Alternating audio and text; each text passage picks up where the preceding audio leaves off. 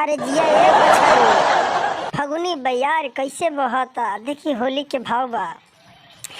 हरे मोहन काहे छोड़ दीही दीदिया गाँव आइल।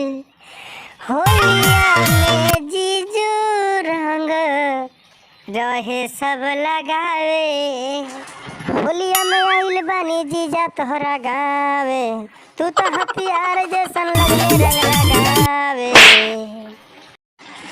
हाँ चाहे पूर्व जइबू हो साली पश्चिम जइबू हो।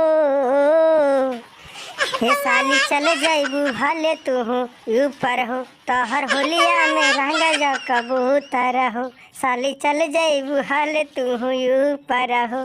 तोरा होलिया में रंग जा कबूतर हो। ए अखिलेश भाई तनी तू कुछ कह।